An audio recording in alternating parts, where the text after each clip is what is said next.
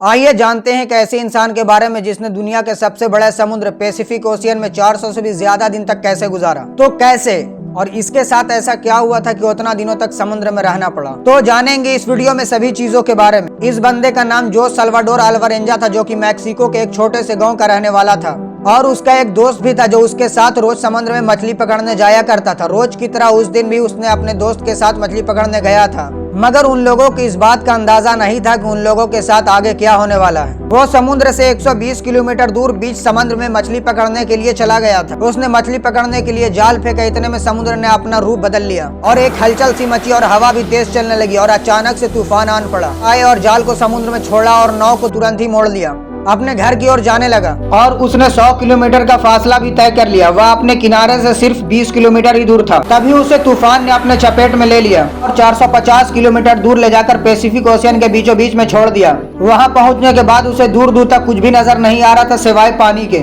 उन्होंने कुछ दिनों तक समुद्र से निकलने का खूब प्रयास किया, मगर वो नाकाम रहे और थक हार कर मायूस बैठ गए। और इतनों दिनों में उनका खाना भी खत्म हो गया था और अपनी जाल भी समुद्र में फेंक चुके थे, जिससे कि उन्हें खाने का कोई बंदोबस्त नहीं हो पा रहा था। अचानक से उनकी नाव पे एक पक्षी आकर बैठ गया। उन्होंने एक दूसरे की ओर देखा और पक्षी पर झपट्टा मार पड़े, मगर वो लोग नाकाम रहे। कुछ देर बीतने के बाद एक और पक्षी उनके नाव पर आकर बैठ गया। इस बार उन्होंने पक्षी को आसानी से पकड़ लिया और उसे मार कर खा गए। अब उन्हें खाने को तो मिल गया, मगर पानी के बिना रहना संभव नहीं था और वो समुद्र का पानी पी नहीं सकते, क्योंकि समुद्र का पानी खारा होता है और खारा पानी पीने से इंसान की मौत भी हो सकती है। इसलिए बारिश का पानी प्लास्टिक की बोतल में जमा करके पिया करते थे। अगर बारिश ना होती तो वो अपनी प्यास को बुझाने के लिए मछली और कछुए को मारकर उसका खून पिया करते थे।